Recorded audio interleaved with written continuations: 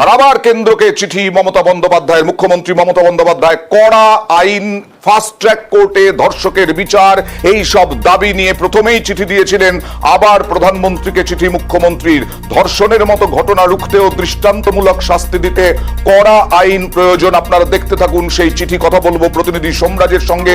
সোমরাজ, কেন্দ্রীয় শিশু কল্যাণ মন্ত্রী তিনি আক্রমণ করে লিখেছিলেন চিঠিতে যে এ রাজ্যে প্রচুর ধর্ষণের ঘটনা ঘটে এবং তাতে ফাস্ট ট্র্যাক কোর্টে বিচার রাজ্য সরকারই করতে পারে। তার উত্তরেই কি এই চিঠি?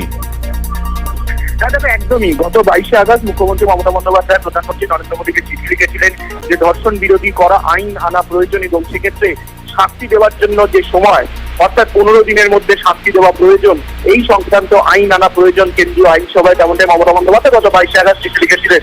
কিন্তু তারপর 25শে আগস্ট কেন্দ্রীয় নারী ও শিশু কল্যাণ মন্ত্রী যে চিঠি লিখেছিলেন সেই চিঠির প্রেক্ষিতে বা পাল্টা উত্তর দিলেন মুখ্যমন্ত্রী মমতা বন্দ্যোপাধ্যায়। সেখানে ফাস্ট ট্র্যাক কোর্ট পাশাপাশি পক্সো কোর্টের নিয়ে কেন্দ্রীয় নারী ও শিশু কল্যাণ মন্ত্রীর প্রশ্ন তুলেছিলেন।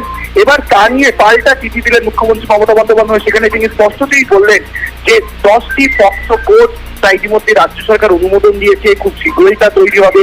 পাশাপাশি 88টি ফাস্ট ট্র্যাক স্পেশাল কোর্ট রাজ্যে তৈরি হয়ে রয়েছে, তা সম্পূর্ণভাবে কাজ করছে।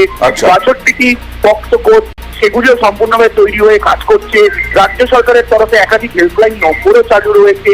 অর্থাৎ কেন্দ্রীয় নারী ও শিশু কল্যাণ মন্ত্রী যে অভিযোগগুলি করেছিলেন সেই অভিযোগগুলিকে কার্যত খারিজ করলেন মুখ্যমন্ত্রী মমতা বন্দ্যোপাধ্যায়। পাশাপাশি প্রধানমন্ত্রী নরেন্দ্র মোদীকে আরো একবার তিনি দাবি জানালেন যে ধর্ষণ বিরোধী করা আইন যাতে দ্রুত আনা হয় এবং মুখ্যমন্ত্রীর যে চিঠি সেই চিঠিতে যাতে তিনি নজর দেন, দৃষ্টি আকর্ষণ হয়, সেই বিষয়ে মমতা বন্দ্যোপাধ্যায় চিঠিতে লিখলেন প্রধানমন্ত্রী নরেন্দ্র মোদীকে। ওকে।